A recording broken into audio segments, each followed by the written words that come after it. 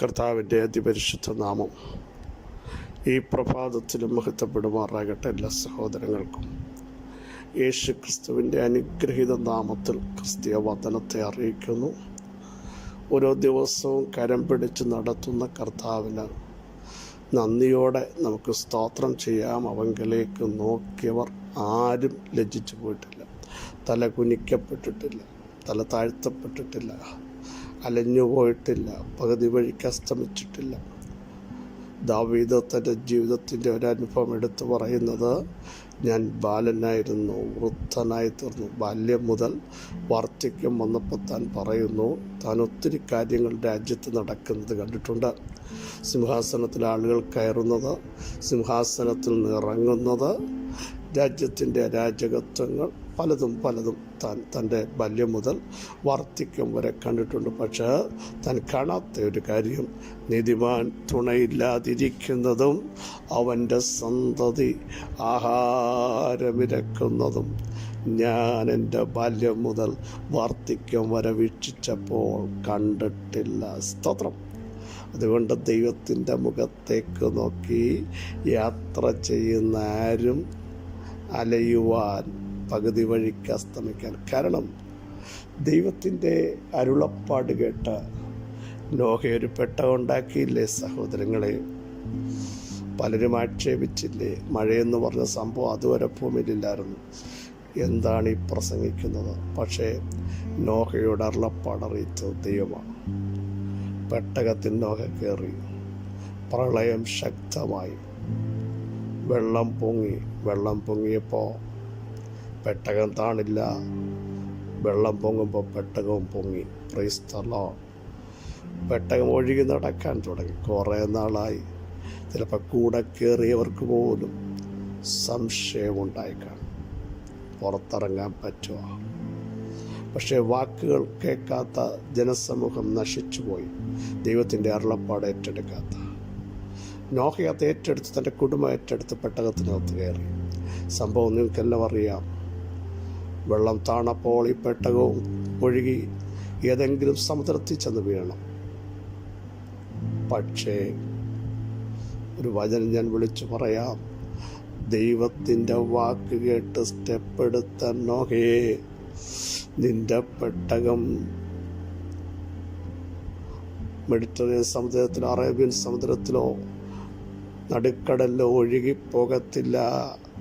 ഉറപ്പിക്കേണ്ട അറാറാത്ത് പർവ്വതത്തിൽ തന്നെ ദൈവം ഉറപ്പിച്ചെങ്കിൽ, ദൈവിക ശബ്ദം കേട്ട് അരുളപ്പാട് കേട്ട് വാഗ്ദത്തങ്ങളുടെ കലവറകളുള്ള ജനം അത് പിടിച്ച് മുൻപോട്ട് പോകുമ്പോൾ നിങ്ങൾ നടുക്കടലിലേക്ക് പോകത്തില്ല. നിങ്ങളെ ഉറപ്പിക്കേണ്ടിടത്ത് ഉറപ്പിക്കുന്ന, ശക്തീകരിക്കേണ്ടിടത്ത് ശക്തീകരിക്കുന്ന, ബലം കൽപ്പിക്കേണ്ടിടത്ത് ബലം കൽപ്പിക്കുന്ന, ആത്മാവിൽ നിങ്ങളെ പണിയുന്ന, അഭിഷേകത്തോടെ നിങ്ങളെ നടത്തുന്ന, ദൈവകൃപയുടെ ആഴങ്ങൾ നിങ്ങളെ കൊണ്ടുപോകുന്ന ദൈവ സാന്നിധ്യം ഇന്ന് പകൽ തിരിച്ചറിഞ്ഞിട്ട് പറ, എൻ്റെ നീതിമാൻ വിശ്വാസത്താൽ ജീവിക്കും. സ്തോത്രം. ധൈര്യത്തോടെ പറയാൻ കഴിയുമോ? പ്രതിസന്ധികളെ കണ്ടിട്ട് പറയാൻ കഴിയുമോ? ചില പ്രളയങ്ങൾ നിങ്ങളെ മുക്കുമോ? ഇല്ല. പെരുവെള്ളം നിന്റെ അടുക്കലേക്ക് വരുമ്പോൾ അത് നിന്നെ കവിഞ്ഞു വീഴത്തില്ല. കാരണം ദൈവം ഒരതിര് വെച്ചിട്ടുണ്ട് സഹോദരങ്ങളെ. എത്രയോ പ്രതികൂലങ്ങൾ, പ്രളയങ്ങൾ, ശക്തമായ യോർദാൻ്റെ ഒഴുക്കുകൾ വന്നിട്ടും ഒഴുകിപ്പോകാത്തത് അതിൻ്റെ മേൽ നിയന്ത്രണം തമ്പുരാൻ ഉണ്ടായിരുന്നത് കൊണ്ടാണ്, നമ്മുടെ കഴിവുകൊണ്ടല്ല കേട്ടോ. ഇന്ന് പകൽ ആ ദൈവത്തിന് സ്തോത്രം ചെയ്തിട്ട് പറ, ഇന്നലെ വിടുവിച്ചവൻ ഇന്നും വിടുവിക്കും, മേലാലും വിടുവിക്കും. ഞങ്ങൾ ആ കർത്താവിൽ ആശ വച്ചിരിക്കുന്നു എന്ന് ശക്തമായി ഒന്ന് പ്രഖ്യാപനം ചെയ്യാൻ ദൈവത്തിൻ്റെ മക്കൾ തയ്യാറാകുമെങ്കിൽ, നിങ്ങൾക്ക് വേണ്ടി ഇന്നും പ്രവർത്തിക്കുന്ന, ഇന്നും എഴുന്നേറ്റ് വരുന്ന, ഇന്നും സഹായിക്കുന്ന, ഇന്നും ശക്തീകരിക്കുന്ന, ഇന്നും നിവർത്തുന്ന, ഇന്നും പാറമേൽ ഉയർത്തുന്ന ദൈവത്തിൻ്റെ കരം വെളിപ്പെട്ടു വരിക. പ്രാർത്ഥനയിൽ ഉറ്റിരിക്കണം, സ്തോത്രത്തോടെ ജാഗരിക്കണം, വചനം ധ്യാനിക്കണം, ആത്മശക്തിയോടെ ജീവിക്കണം, വചനപ്രകാരം മുമ്പോട്ട് പോകണം. വിശുദ്ധിക്ക് വേണ്ടി നിൽക്കണം. സമയം വേർതിരിച്ച് ആത്മാവിൽ പോരാടി പ്രാർത്ഥിക്കണം. അങ്ങനെയെങ്കിൽ ഒരു കാലഘട്ടത്തിലും പരാജയപ്പെടത്തില്ല. എൻ്റെ നീതിമാൻ വീണ്ടും ആവർത്തിച്ച് പറയുന്നു, വിശ്വാസത്താൽ തന്നെ ജീവിക്കും. നീതിമാനെ അനുഗ്രഹിക്കുന്ന ദൈവം പരിച കണ്ടെന്ന പോലെ തേ കൊണ്ട് മറയ്ക്കുന്ന ദൈവം ഇന്നും നമ്മുടെ കൂടെ ഉണ്ട്. വളരെ സുപരിതമായൊരു വാക്യം, 68 സങ്കീർത്തനം 7 വാക്യം. ദൈവമേ, നീ നിന്റെ ജനത്തിന് മുൻപായി പുറപ്പെട്ടു, മരുഭൂമിയിൽ കൂടെ നട കൊണ്ടപ്പോൾ. 68 സങ്കീർത്താവിൻ്റെ സങ്കീർത്തനാണ്. ദൈവം എഴുന്നേൽക്കുന്ന ഒരു ദൈവമുണ്ട്. നമുക്കറിയാം, ശിഷ്യന്മാർ തണ്ടു വലിച്ചു കുഴഞ്ഞു. ശക്തമായ കാറ്റ് തിരകളാഞ്ഞടിക്കുന്നു. യേശു ആ പടകിൽ കിടന്നുറങ്ങുക, അമരത്ത് തല ചായ്ച്ചുറങ്ങുകയാണ്. ശിഷ്യന്മാർ നിലവിളിക്കുകയാണ്, നാഥാ,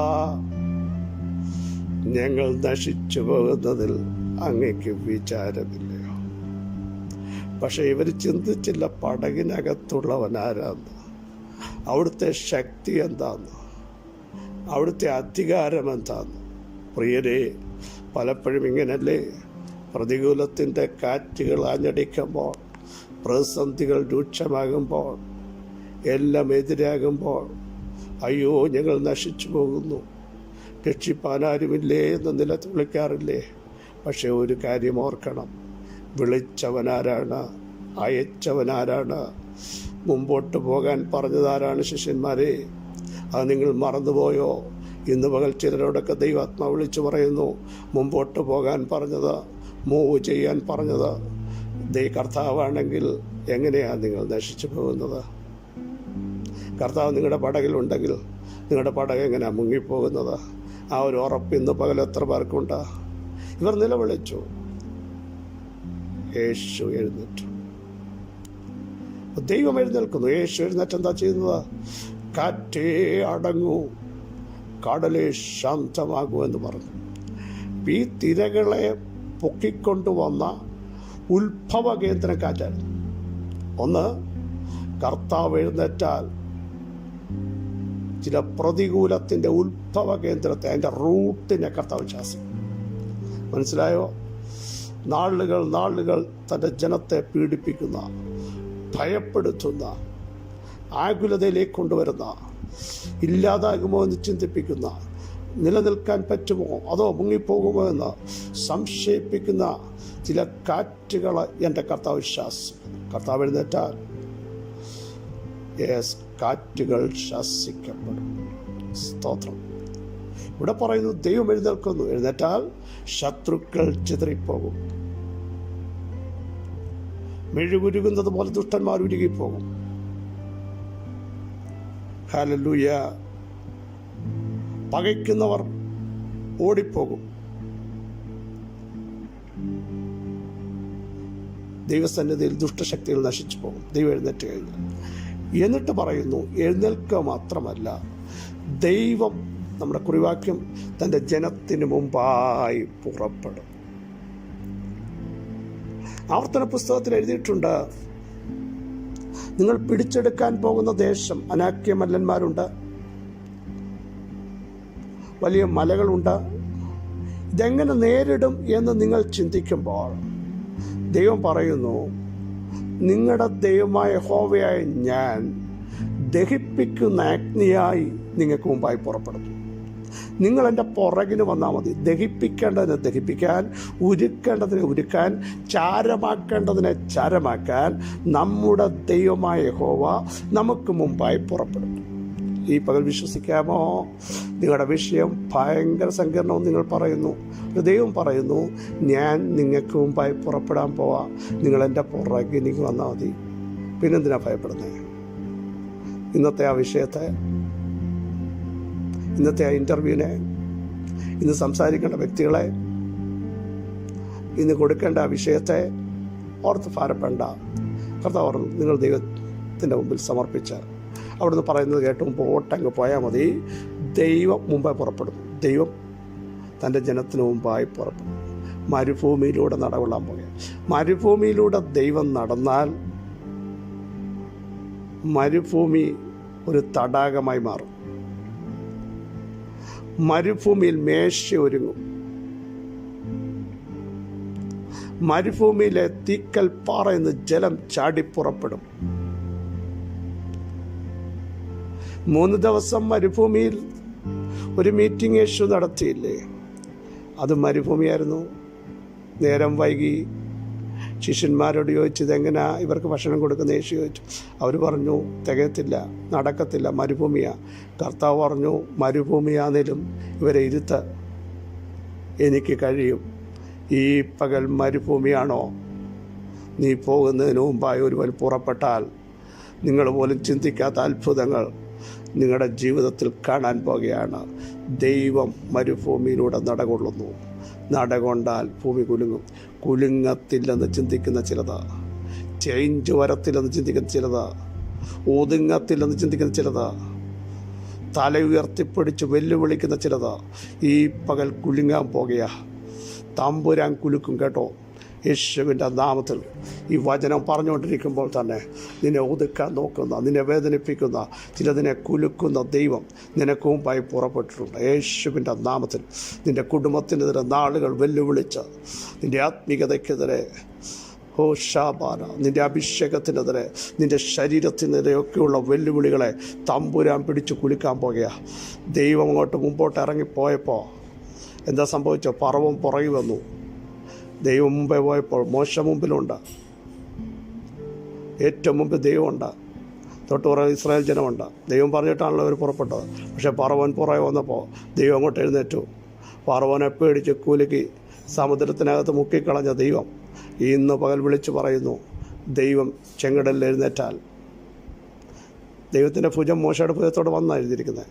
ദൈവത്തിൻ്റെ ഭുജം അവിടെ ഇറങ്ങി വന്നാൽ നിനക്കെതിരെ നിൽക്കുന്ന ശക്തികളെ മുക്കിക്കളയുന്ന ദൈവ സാന്നിധ്യം, മരുഭൂമിയാകട്ടെ സമുദ്രമാകട്ടെ, ദൈവത്തിൻ്റെ സാന്നിധ്യം ഇന്നു പകൽ നിങ്ങൾക്ക് മുമ്പായി പുറപ്പെടുക. ദൈവം മരുഭൂമിയിൽ കൂടെ നടകൊണ്ടപ്പോൾ ഭൂമി കുലുങ്ങി.